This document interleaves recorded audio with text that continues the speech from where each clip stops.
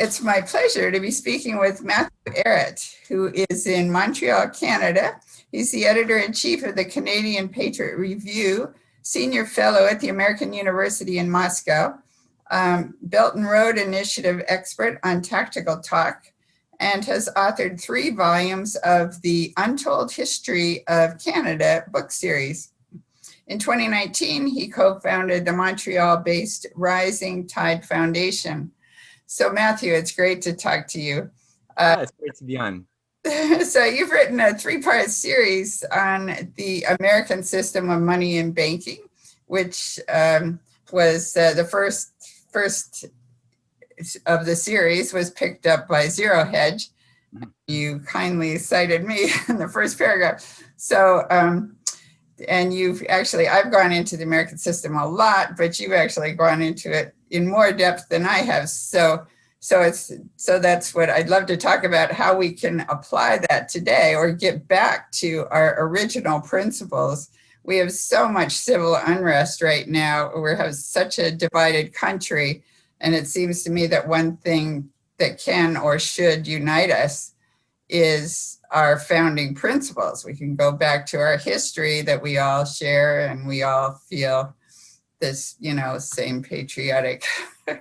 We all agree about that, hopefully, about the Constitution and the Bill of Rights and so forth, and about the economic system on which our country was based, which was, my understanding of the American system is basically it's government issued money and credit. So right now we have banker issued credit or money issued as credit by banks, and we have a central bank controlled system with the central banks all part of an international network that our Congress, they've actually declared their independence. Mm-hmm. So clearly we, the people, have very little control or leverage over that. But you in Canada have also, from 1937 to 1973 at least, had a very strong Bank of Canada, which was government owned and that was used to rebuild the country. So anyway, you've gone into this at length, and I'd love to hear your views on how we can get back to that original system and use it to solve these very serious crises, economic crises that we have right now. Oh, yes, that's a really great opening. Thank you for that generous introduction. And also, thank you for writing that article, because honestly, in many ways, that is what spurred me on to produce my trilogy.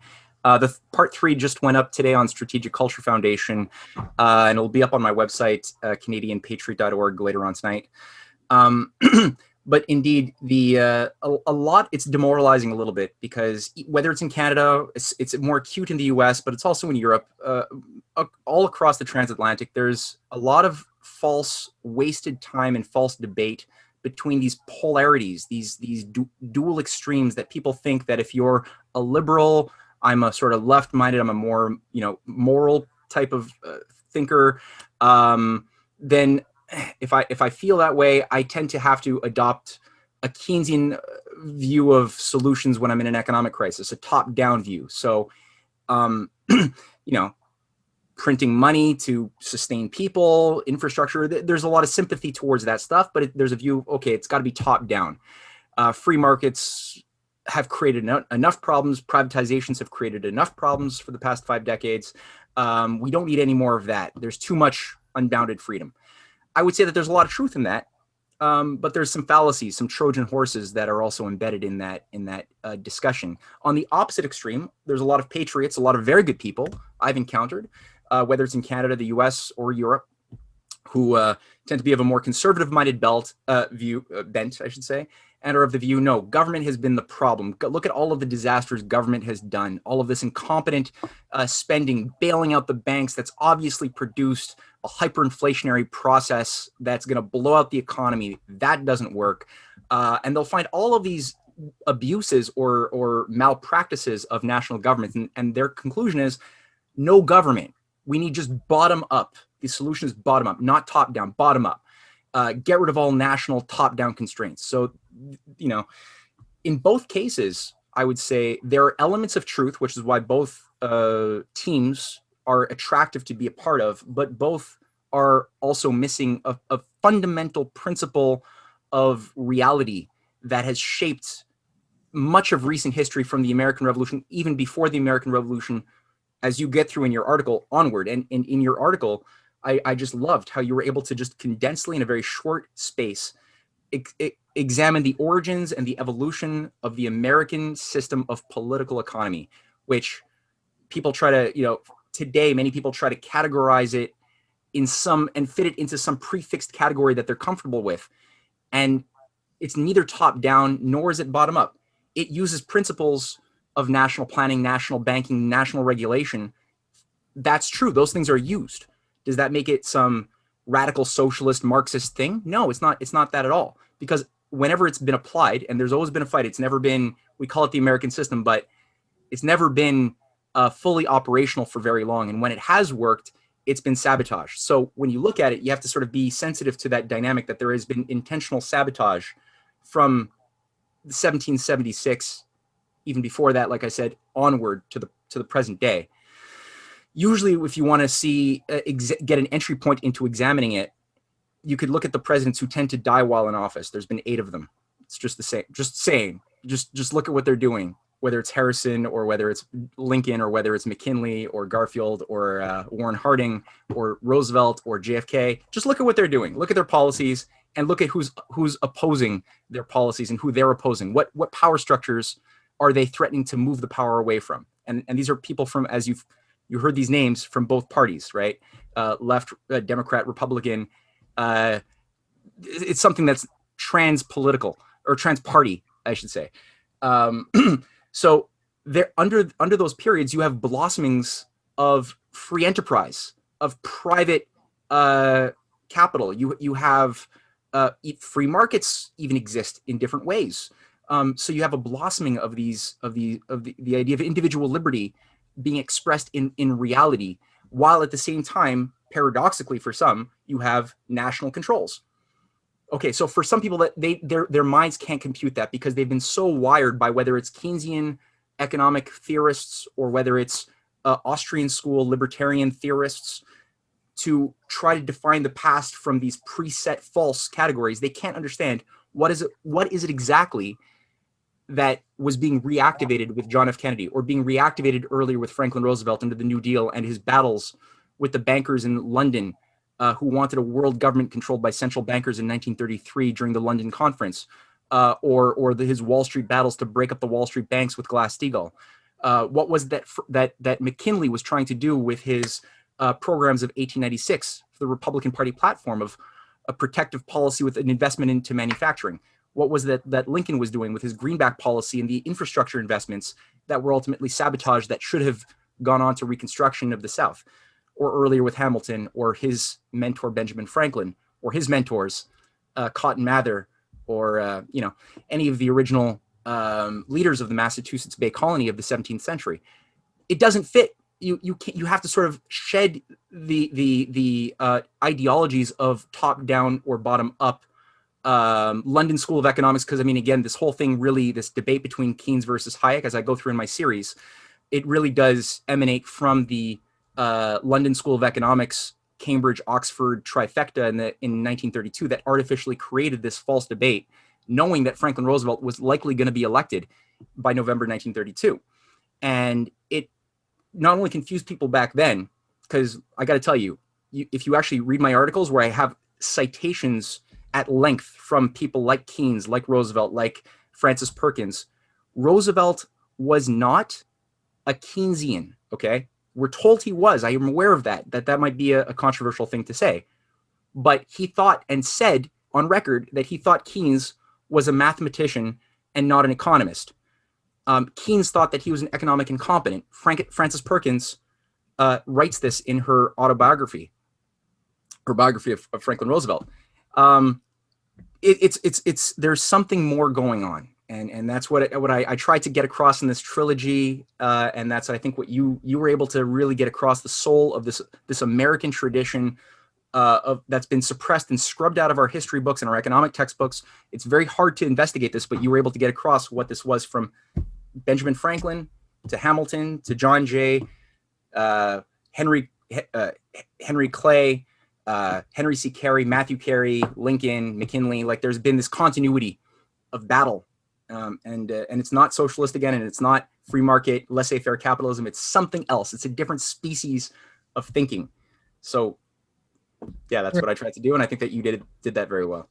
So I think today the closest model we have to the American system is the Chinese system, which, what we don't want to adopt their totalitarian. I mean, that's way too top down, but their economic system is the government issues the money and the government issues the credit. The government owns the banks, and therefore they can build, all sorts of, like 12,000 miles of high-speed rail in 10 years. How do they do it? They just issue the credit, build the thing, the fees pay back the loan.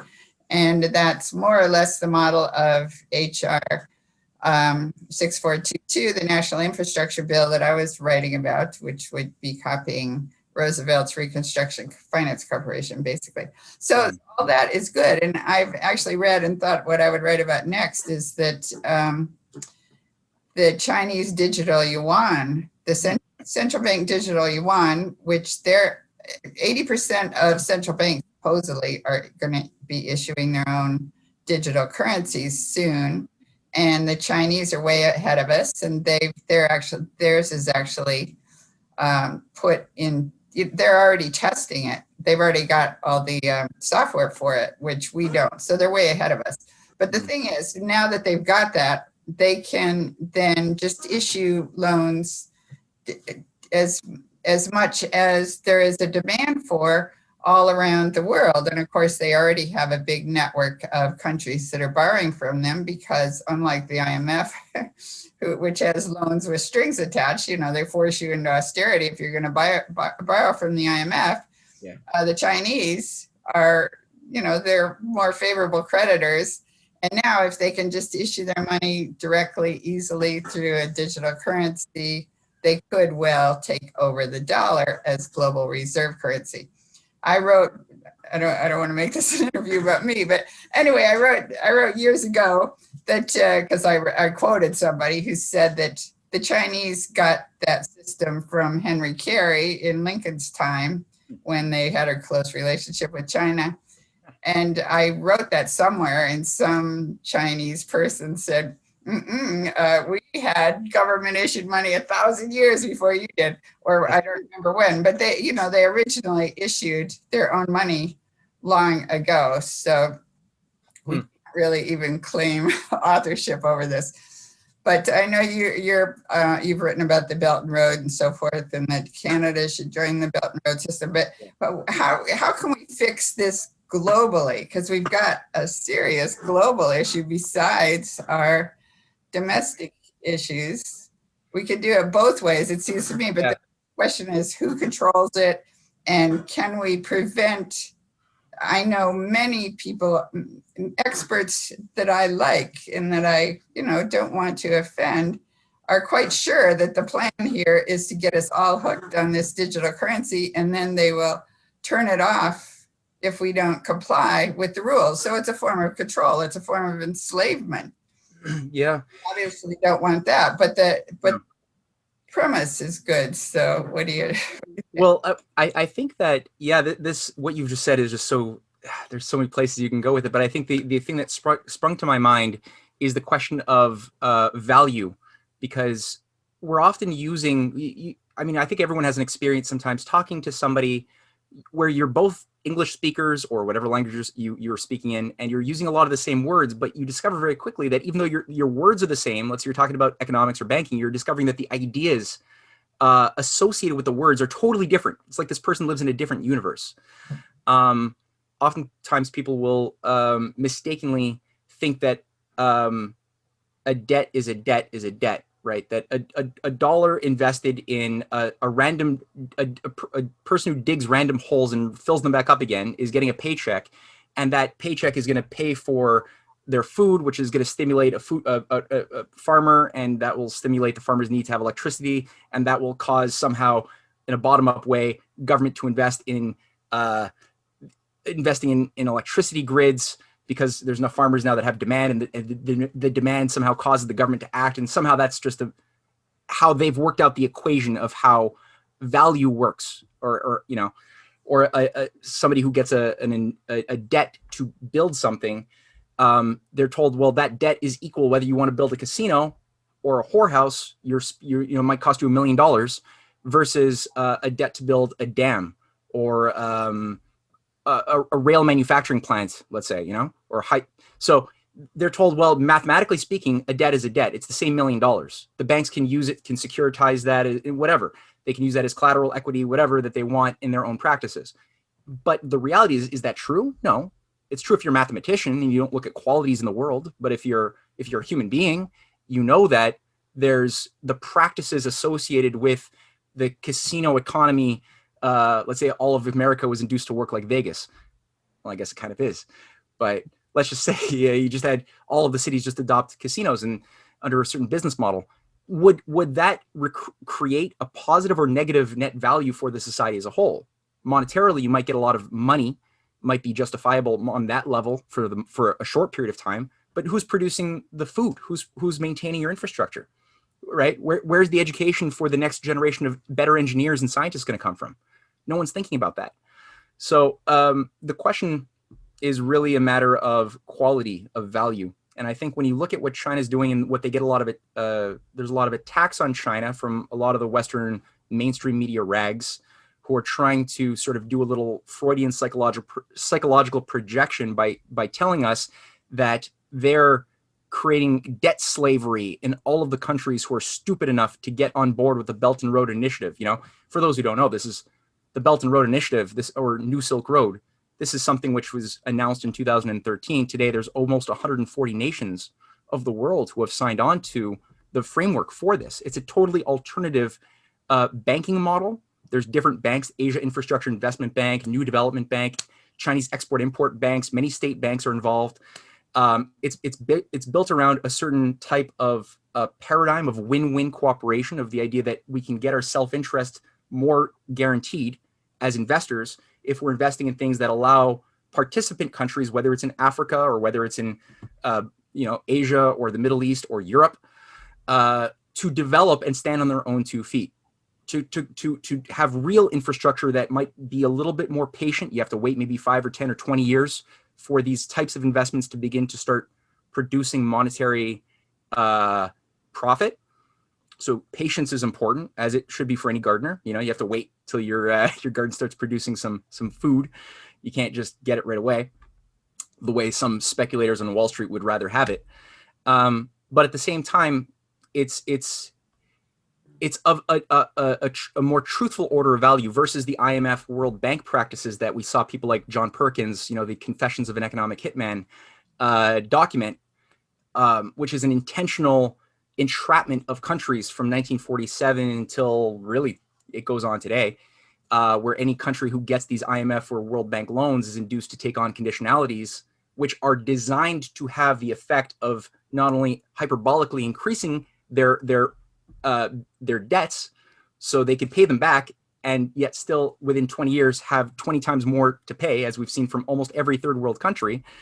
And also it deprives them of the ability to have indigenous manufacturing and local controls of their banking or finance.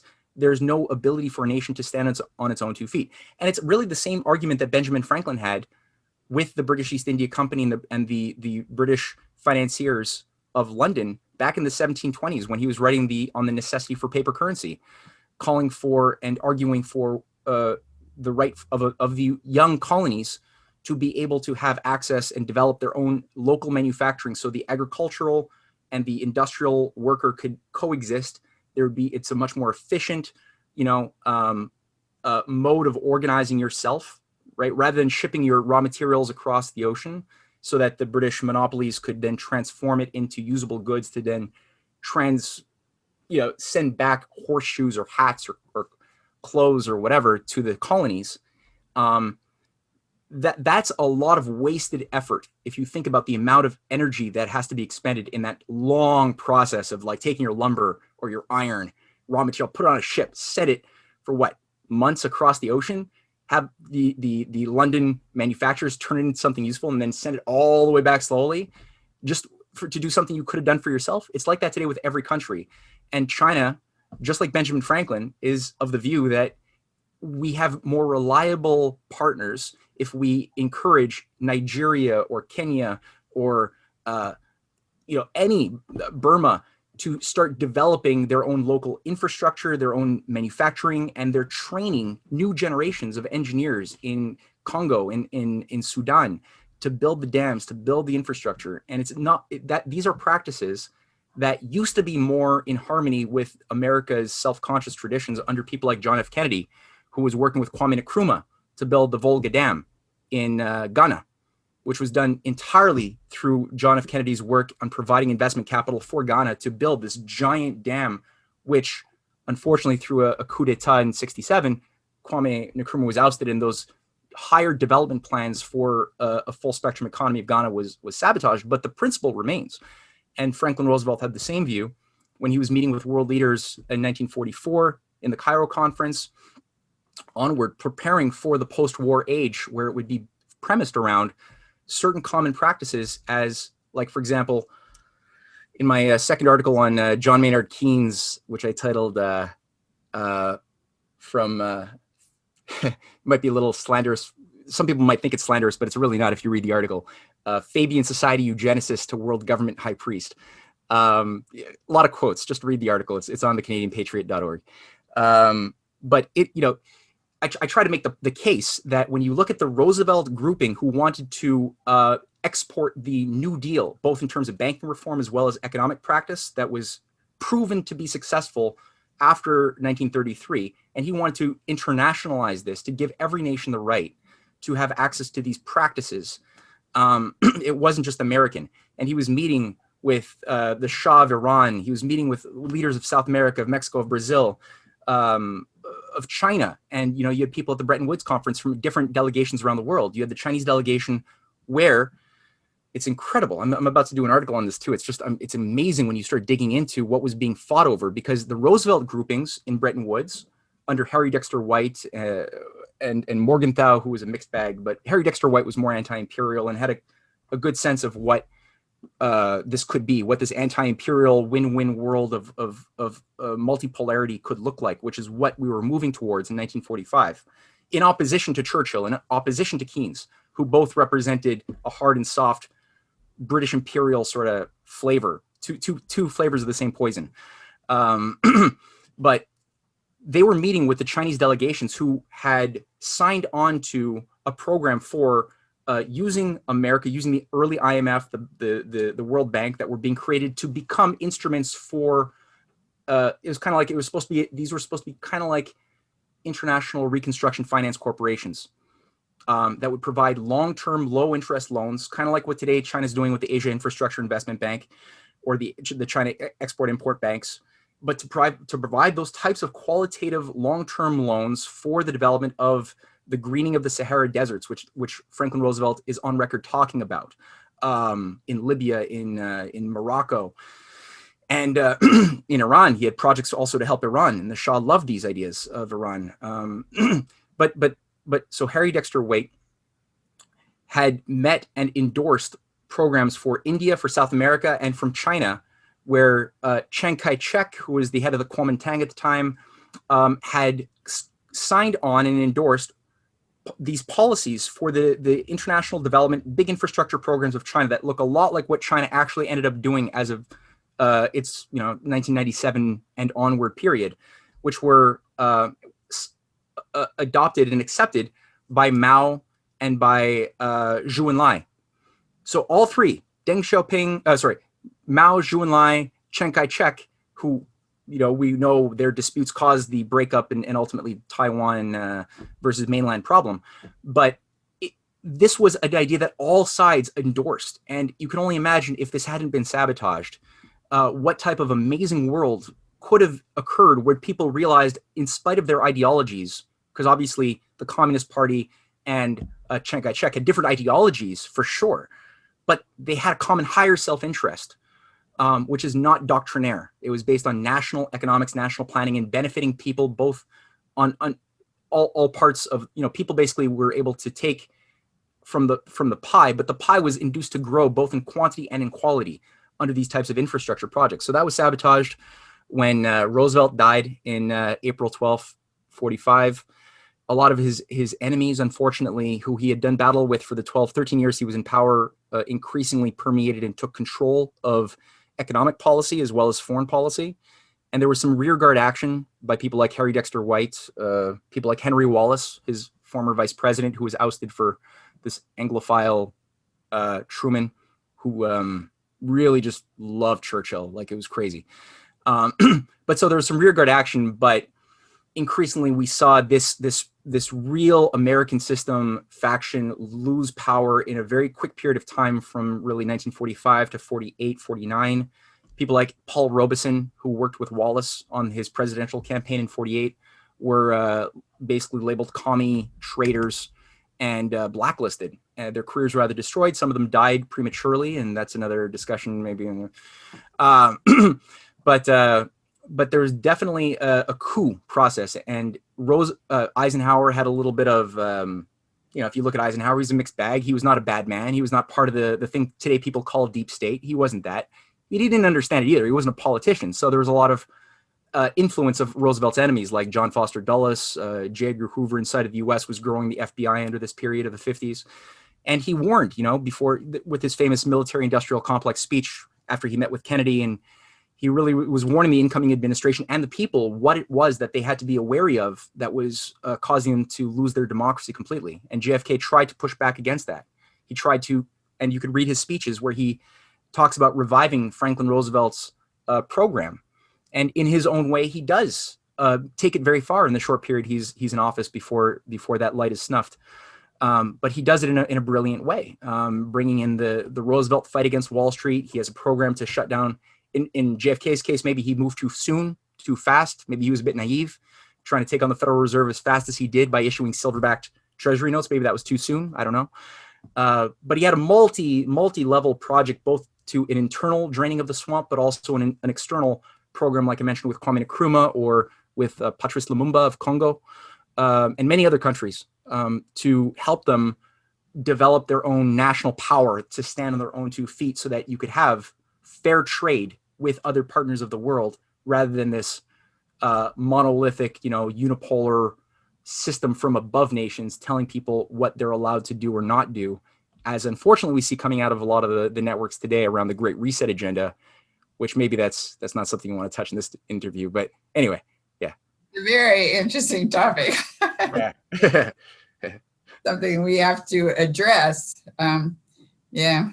Well, that's really, you're a wealth of knowledge, and you've written a lot about what went wrong with the American system, or how it got corrupted, like also in the 19th century, not just World War II. Do you want to do it? Yeah, sure. I mean, I'm Canadian, and my book series on the Untold History of Canada was a really great exercise for me to that was my entry point in trying to sort of get a sense of what the hell is wrong with the world I've been born into. And I was told in going through the university system, through the high school system, that ultimately it's great that I'm not American. Thank God that we Canadians are not American, and we're just hammered and pummeled with this anti-American stuff from a very young age. And the theme tends to be, well, they were these selfish individualists who didn't want to have peace. They didn't want to pay their taxes to the overbearing but overall generous mother country, and they had their bloody rebellion, but we were smart and we stayed with the mother colony, and look, we've never had a revolution and we're free. Glazed over eyes, right? So one of the biggest interesting entry points when you start looking at the sort of history that we're not told, and this is interesting for Americans too, was a friend of mine who used to be a professor at Université de Montréal. He had written in 2007 a wonderful essay on Benjamin Franklin in Montreal.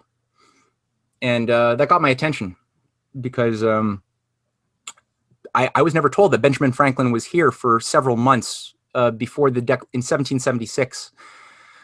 And when you actually look at what he was doing here with a small contingent of people from the Continental Congress, he was really working hard to organize, as part of his grand strategy, getting the Quebec colony that had recently become a part of the British Empire after the Plains of Abraham in the 7 Years' War. He wanted them to be the 14th member to sign on to the Declaration of Independence.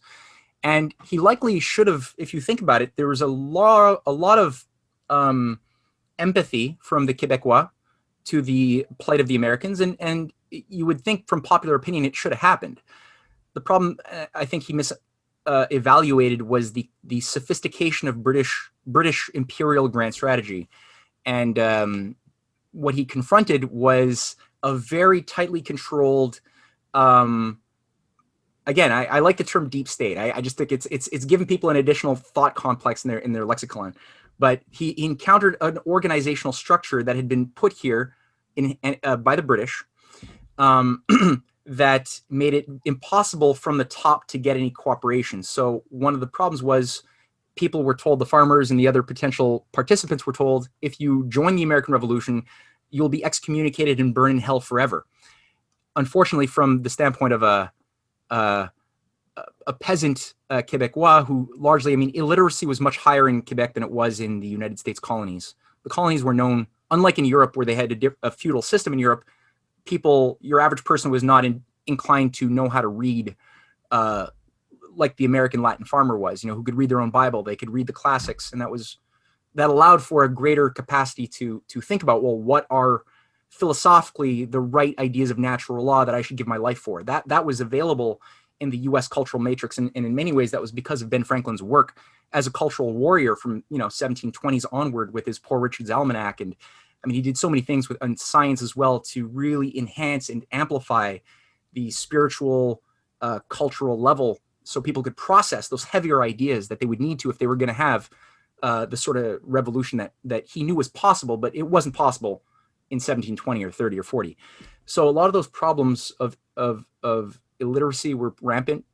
And so people were afraid, am I going to burn in hell forever for fighting with the Americans? And very few joined. There were some that did. And so this fellow I had read, this professor pulled together this story. I was like, well, wow, there's a whole other dimension to our history. And the reason I didn't mention this, the reason why they didn't join is that the British gave the French a certain bribery called the Quebec Act of 1774 that basically extended the Quebec possessions to surround all of the 13 colonies. It was very big. And that basically was, it was like a wall to prevent them across the Appalachian Mountains, to prevent any type of idea of a continental movement, which is what the whole Continental Congress was about. That's why it had the name. It was never going to be the revolution of the 13 colonies. And so the British were already thinking and preempting that, saying, okay, if you just stay loyal to us, we will allow you to have local political controls, local religious controls, but you have to stay loyal to the king. And unfortunately, most of them took that poison, and Benjamin Franklin sort of left empty-handed and did what he did. But if you look at Canadian history, it's been sort of a series of interesting, almost births, but that have been aborted by the failures of certain people who had potential, whether it was in the 1830s with certain rebellions that had happened that were premature and underthought through, or whether it was actual assassinations that had happened in the 1860s to the 70s when we had allies of Abraham Lincoln in high positions of power in Canada, who at the end of the Civil War, after Lincoln had successfully kept the Union together despite the massive subversion from London, including the Montreal and Toronto Confederacy operations. Because this is a hotbed. If you look at, there's tons of books on this. Montreal and Toronto were that was the Confederacy Secret Service headquarters, where John Wilkes Booth even came from Montreal. He was up here for 6 weeks before he was deployed with a check from the governor of the Bank of Ontario, who became the mayor of Montreal in 1865. He was deployed. This check was found on his body when he was shot after killing Lincoln. So you had this whole complex in Canada that was running operations during the entire Civil War, both in terms of terrorist acts like the raid on Albany, but you also had economic warfare, short selling of the U.S. dollar, of the greenback from largely Montreal was a big zone of that, as well as, so Lincoln was dealing with the Southern Front. The Southern Front was getting their sponsorship as well as money and weapons from the British, things like the Alabama SS Alabama that destroyed something like 80 U.S. ships of the Union. This warship was made by Britain, and that's a different story. But all I'd say, so Canada played a very nefarious role, and a lot of the Lincoln allies, like Isaac Buchanan, was a big figure who was a big nation builder in Canada, who was fighting for developing canals, rail, modeling himself on Henry C. Carey. This faction was taken out towards the end of the Civil War and replaced with a very different pro-British, anti-Republican network that was put in solid power, where they created the Canadian Confederation. So we're told our confederation happened in 1867. The actual convention to create that confederation, the British North America Act, was in 1864. That was during the height of this. I mean, the Civil War was still happening. They were already pre-planning, how do we keep this possession, how do we keep it owned by the British mother colony? Because we need it in the Americas. It's the only monarchy of the Americas that gives us an ability to subvert the U.S. from territorially that zone. It's also a zone. If you look at the entire continental expanse of Canada, it has been a block between the natural organic alliance between Russia and the USA. You know, if you look at it, the Civil War, one of the big reasons, just like the French came in and saved the USA during the American Revolution, in many ways, Russia under Tsar Alexander II played a very similar role in sending the Russian fleet to the Atlantic and Pacific coasts in 1863 as a direct sign to the British imperial forces that if you go in and support openly the Southern Confederacy, that's a declaration of war on Russia. Russia was a deep ally, and they recognized that they had a common enemy in this thing centered in the city of London that had orchestrated the Crimean Wars that destroyed so much of Russia in the 1850s. That had initiated the Opium Wars to destroy China, that had initiated so much of the destruction of India, destroying India's ability to have its own textile industries through British free trade. And also that when India's textiles were destroyed, Britain, they were able to do what? Get India to produce opium instead of textiles, which then what did that do? Well, that went to China to feed them opium, to keep them submissive while they were being kept in a little box. So Canada was a geopolitical zone. And you could read the writings of people like Lord Alfred Milner from the Round Table Group, or Halford Mackinder, who worked together here in Canada in 1909, 1908. And you could read their writings where they're talking about the danger of a U.S., Russia, German under Otto von Bismarck type of alliance, which was pretty much dirigistic. It was based on extending the Lincoln Transcontinental Railway through British Columbia into Alaska, through Eurasia, which people were taught. I mean, there were people who were allies to Lincoln, like the first governor of Colorado, William Gilpin, who was openly organizing globally for this, what he called the Cosmopolitan Railway through the Bering Strait to happen. You could read his book, The Cosmopolitan Railway, published in 1890 on archive.org. Just Google archive.org, Cosmopolitan Railway.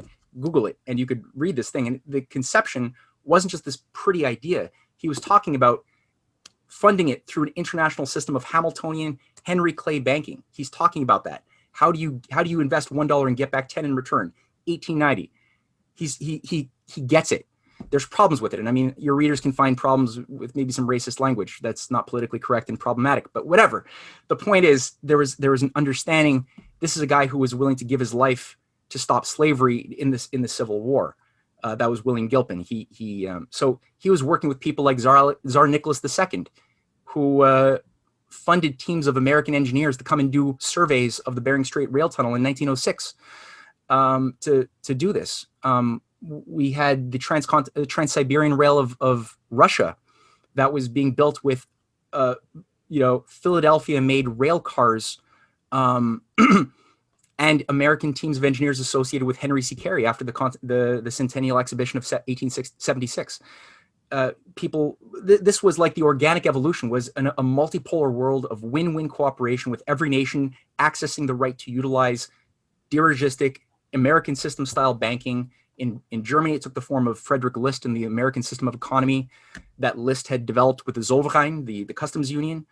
It took different flavors. It had different expressions based on the culture that it was in, whether it was in the Meiji Restoration period, or whether it was with, let's say, Sun Yat-sen, who in 1911, organized the Chinese Revolution, modeled on his studies of Lincoln and the American Revolution of Hamilton. That's what he did. He was a Christian Chinese leader, organized the overthrow of the dynastic systems in 1911, right? and created a Republic of China modeled on Lincoln's three principles of the people. And that is what was brought to Bretton Woods. So when the Chinese delegation came to Bretton Woods and they had their programs for the industrial development of China, it was entirely based on the 1920 International Development of China by Sun Yat-sen, which, again, archive.org, read it. It's right there. You can just look at these beautiful maps that Sun Yat-sen, the first president of China, illustrated, and how it would be funded and how it was modeled on the best qualities of America. He was very self-conscious of this. And this is what they brought to Bretton Woods in 1944 as a program that Harry Dexter White and Roosevelt wanted to endorse in the post-war age. It's amazing to look at history this way, but it's so much more natural. There's so many fewer self-contradictions and paradoxes when you just look at it from the standpoint of the American system. Acknowledge that it exists, look at what it is, look at who's fighting for it, look at who's fighting against it. It's amazing how much coherence all of a sudden happens as far back as you want to look in history. It's so much more healthy. Wow, what's amazing to me is your memory. I wish I could remember like that. That's great. A lot of stuff that we don't know about our own system.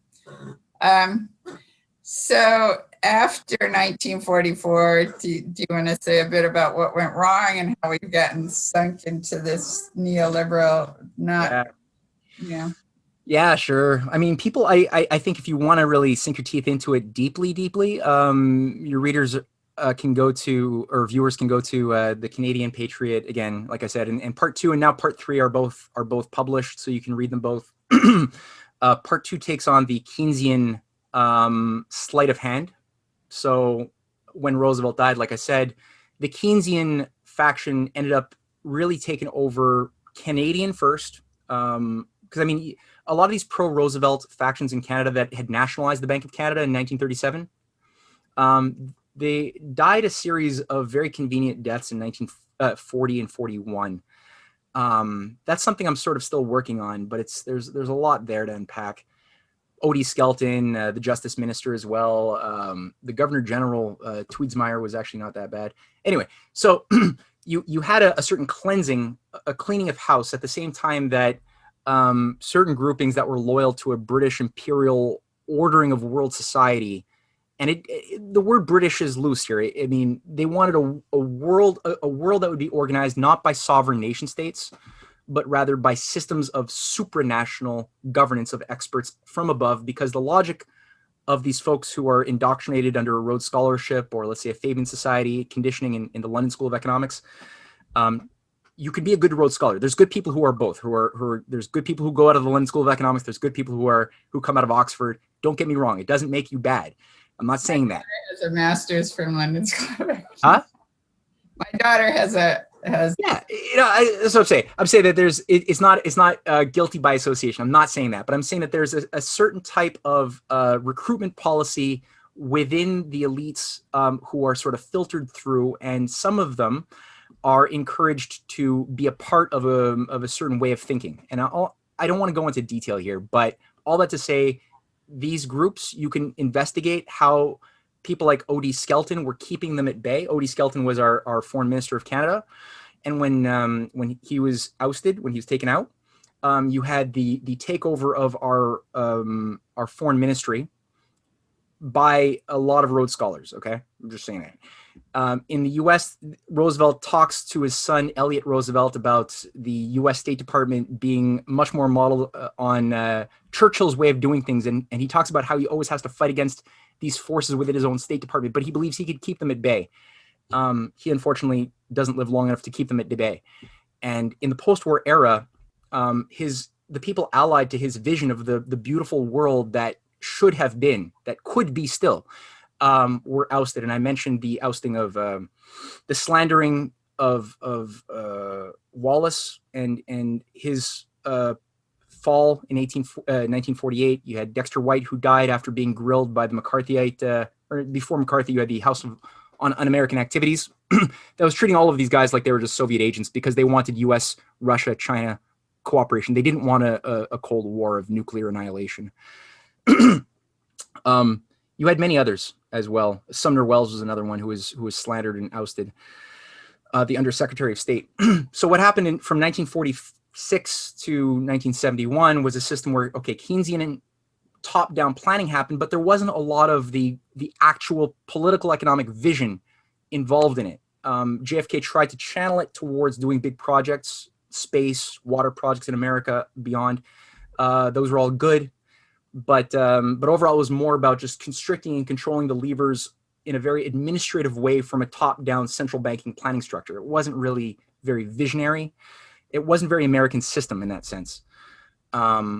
And increasingly, the Bretton Woods system was made weaker and weaker as the U.S. went into more of a consumer modality of behavior. And one of the weakest points of the Bretton Woods was I think it was like $33 or something like that per ounce of gold, which was the frozen price value from 1932 of like the price of gold on the market. So they kept that fixed so that while the price of gold was increasing in Europe, in the markets, it was staying fixed at $32, this obsolete sum in the US case. And, there were certain political manipulations played. I have to get into them a little bit more to fully talk about them thoroughly, but this was used to create certain bubbles of speculation that were able to undermine the US dollar. A certain set of crises were induced partially due to the loss of investment in long-term infrastructure projects that was being absorbed by the Vietnam War. And, a certain crisis was created whereby in 1971, the dollar was removed as a solution to the crisis from the fixed exchange rate system. And all of a sudden, it was floated onto the world market. So all of a sudden it was the random will of the animal spirits of the markets that became the determinant of what would be the value of a dollar or anything. Parity pricing was eliminated, with that as well. Like the idea of allowing only a certain rational fluctuation of the price of a good to only occur within limits so that it could never be so expensive, right? That for people who don't know what parity planning was, this is what we did throughout much of the Bretton Woods period was, if a good couldn't ever go so high that people on the markets couldn't afford to buy it, but it could never go so low, deflationarily speaking, that the producers of the good couldn't afford to sustain their overhead cost of production. Otherwise they go bankrupt. That was the Great Depression. That's why Roosevelt had to lower the cost of the value of the, anyway. So that was all eliminated. And we had this sort of new age of increasingly Austrian School, the Polarization Society, the Austrian School thinking of neoliberalism became more and more hegemonic, with people like Pinochet being instituted as a certain prototype for what the West was going to have to do soon under a certain Western-sponsored coup d'etat in Chile. And, people are wondering like, well, but no, Pinochet was a dictator. Why are you saying free market? Well, if you look at it, he was put there by higher forces who wanted him to do what he did, which was liberalize the markets, privatize a whole bunch of state-run enterprises, cut social spending on all sorts of things that the former government of Allende had done. And then this was increasingly brought online in the late 70s under Reaganomics and Thatcherism, which resulted in the Big Bang. Just deregulate everything, just let it go, let pirates have social Darwinism to the nth degree, and let the strong beat out the poor in this race for diminishing returns, and it was free for all. So that was the party that's now coming to an end. Oh, that's really interesting. So how would you? I don't know. Might be going far afield, but I've struggled with this. How do we do a reserve currency, or how do we keep currencies from being short sold and exploited? And, how do we value national currencies globally so that we have a functional system that's fair to all? Well, I think your writings have been really wonderful in that direction. I think anybody who really wants to think about serious problem solving instead of endless bickering about bottom up versus top down or whatever should really, take some of the work that you've been producing over these years seriously, because I think that, it's in every nation. If you're a sovereign nation, it's your sovereign right to have a national bank. You don't have to have private supranational financiers telling your government what's allowed to do or not do, economically speaking. And it doesn't mean you have to be a dictatorship. It doesn't mean that free markets or private enterprise has to be quashed. In fact, looking at history, every time this was done with the correct way of thinking and heart in mind, it always resulted in the enhancement of private sector growth and real development. And I think that today, I mean, people have to accept this scary truth that I think that our intellects sometimes create a firewall from thinking about because it's scary. Maybe we feel disempowered, but the financial system as we are living under it in the transatlantic is a bubble that's going to blow. I mean, it's a scientifically verifiable. It's not my opinion. You could look at what's underpinning and holding this. Again, I think I said at the beginning of our discussion, I mean, conservative estimates have this at anywhere between 780 trillion to 1.5 quadrillion dollars of derivatives assets, you know, like these speculative claims on securitized debts that are gambled upon and insured upon and then sub-gambled upon, and it's infinitely divisible, and it's a chimera. It's in many ways parallel to what we saw the world or Germany go through in Weimar in 1922 to 23. It's similar, but it's worse because it's more global and bigger, because we have things like high frequency trading, and we have all sorts of computerized gobbledygook that's like created, you know, much greater exponential numbers, but it's overall the same underlying process. And just like it would have been the same solution if you look at what was not done, because in Germany in 1923, 22 to 23, there were sort of two approaches to Europe that were being imposed to deal with the unpayable Versailles Treaty debts put onto the people who lost the war, the Austro-Hungarian Empire, the German Empire, which was on the one hand what we had in Austria from 1919 to 1921, which was under the direction of the Bank of England's Montague Norman and his assets, Ludwig von Mises and his assistant Friedrich von Hayek, who were the chief economic advisors to the Austrian government. They did one bottom-up solution, which was fascist economics that killed a lot of people. It was cold-hearted. And then you had another solution, which was more top-down in Weimar Germany, which was print infinite money to just pay the debts, whatever the cost, bail out the banks. But in both cases, they resulted in mass death, psycho-spiritual destruction of the people. Neither one was good. And in the case of Weimar Germany, the crisis of hyperinflation, where, you know, like everyone became a trillionaire. I still have my grandmother from Germany. She gave me her $50 billion mark or 50 billion Reichsmark note. It was toilet paper. But the point was to always drive to do a shock therapy on the people, just like it was in Austria under a different poison, and induce them to accept terms of economic behavior and politics that they would never have accepted democratically otherwise. And that's what Hjalmar Schacht, who was again a Montague Norman asset, who was brought in to solve the problem of hyperinflation in Germany by saying, okay, let's have a great reset.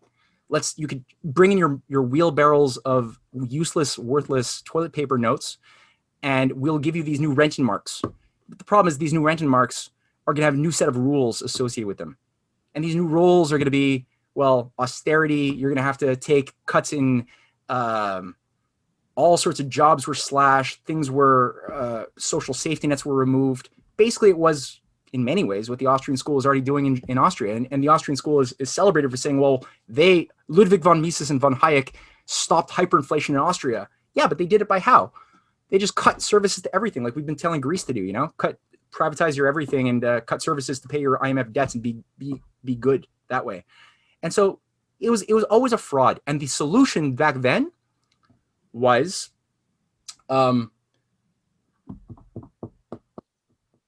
Walter, hold on, what's his name? There was an assassinated foreign minister who organized the Rapallo Treaty in 1922. God, read my article, part 2. But the point is, the foreign minister of Germany, who was assassinated by an anarchist group that was associated with British intelligence, had a program to work with Warren Harding in the United States, as well as especially with Russia, in creating the Rapallo Accords in Italy that would have basically negated, would have forgiven all Versailles Treaty debts and would have taken the credit of Germany and reorganized it to be invested into New Deal type projects, because these guys were all part of the Frederick List Society. Frederick List was the American system representative of Germany, who created a whole movement under Otto von Bismarck after he died. But they were all trying to bring back this American system policy of saying, okay, let's reorganize our credit, let's reorganize our debt, the way largely the way Hamilton did after the bankruptcy of America after 1776. He had to reorganize the debt and turn it into, instead of this unpayable, useless, passive debt, an active form of credit for the investments into a new system of rail, of water, of ports, of things like that. And Walter, God, it's going to come to me. Anyway, I'm sorry, I just forgot his name. So he was assassinated, and that was the solution. That would have stopped Hitler from happening. Today it's sort of similar. You have to look at the fact that the banks are going to collapse. The banking system is going to default. The value is not going to be worth much of anything. And the only thing that will have value is what sustains your life. That has real value. So you need things like what Roosevelt did, number one, in his first 100 days. You got to use that as a serious role model. So things like Glass-Steagall, you got to get a serious, and I know you've endorsed this for years, get Glass-Steagall in, break up the speculators and let them take their own losses, stop bailing them out, but protect the commercial banks and use that protection to reorganize the payable from unpayable debts the way Roosevelt did with his bank holiday, right? You got to let some banks collapse. It's a fact. But the banks that are going to be solvent are going to be reorganized under a federal mandate to reinvest the way you documented in your new article, through some form of national banking practice, whether it's a form of Reconstruction Finance Corporation of the 21st century or whatever. You got to get national credit into investments into infrastructure. You got to get people loans. You got to support people from their foreclosures.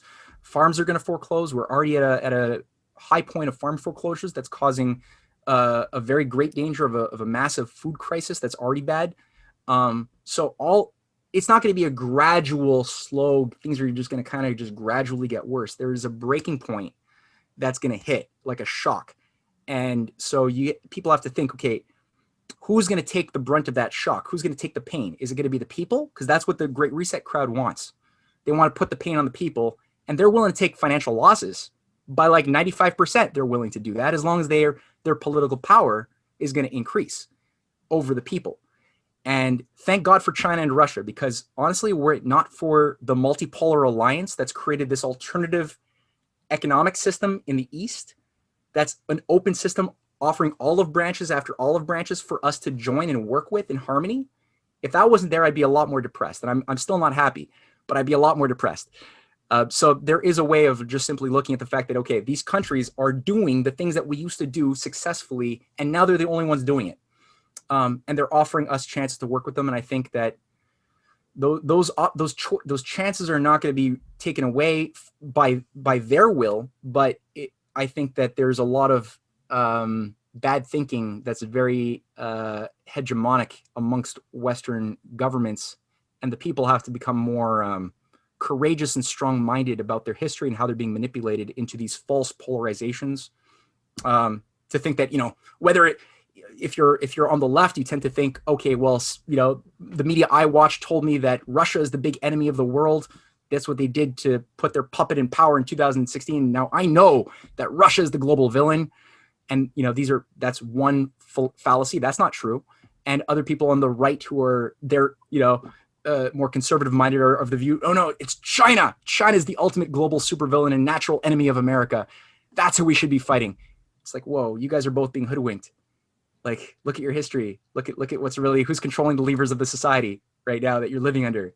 It's not China or Russia. That's your solution, right? That's the water to put out the fire. It's there. And you're being told that water is scary and evil. Your house is on fire. So it's like, I think that it's better to look at it that way. Yeah. We have to figure out some way to all come together. My feeling clearly, it's been the art of war for centuries that you divide people and pit them against each other, because whoever they are, the deep state or the World Economic Forum or the overlords or the big corporatists or whoever they are, we way outnumber them. If we could get together, we win. It's obvious we win with a truly democratic system. Yeah. Before they manage to get a control system in that we can't break out of.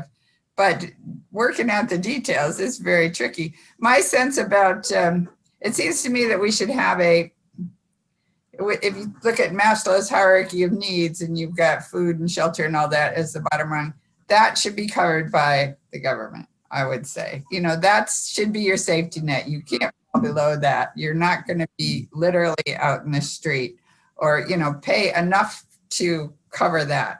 And then beyond that, people say, well, if you had a universal basic income, then people wouldn't work, or it'll come with strings attached, and then you'll have totalitarian rule from the top, and we don't want either of those. But it seems to me, that's not going to be enough money to really do anything interesting. I mean, people want more money than that, so they will definitely get out there and build their own business or whatever, get a job, and they want a nice house. They want to travel and all those other things that aren't going to be covered with a modest universal basic income. But that we have some sort of safety net, it does seem like that should be. I always think of the human body as the ideal model. And so we get all these cells to work together. But I suppose if you use that for a model, it would be from each according to his. No, you imagine, right? Like if the cells of the body operated the way a top-down Keynesian or a bottom-up Austrian School thinker would presume, I mean, the body would in various ways be at war with itself or be a tyrant to itself. There's no, nature is different, and I love that. Right now, we've been feeding the cancer with bailouts. We've been feeding culturally the worst elements of our thinking, of our presumption, like our prejudices. This has been consciously politically fed to grow this cancer at the expense of the healthy tissue of the body of humanity for a very long time. And at a certain point, we have to decide, like, let's maybe stop doing that. Let's empower our white blood cells. let's do some surgery here and rehabilitate. So your metaphor of the human body and economy is, I think, really it's good. My daughter's heavily into biomimicry, and so I was asking her for a model, a good model. And the more I thought about it, I thought the human body is actually the best model for working together. Well, I won't go too far into that, but so we probably should wrap up. So it's just been great talking to you, Matthew. You're a fund of knowledge, and it's interesting to me that you know so much about our system, the American system. And so that's great. It was super nice to be on, and thank you for having me as a guest. Yeah, I hope we'll keep up the connection. Yeah, me too. Okay. Bye. Thanks very much. Bye.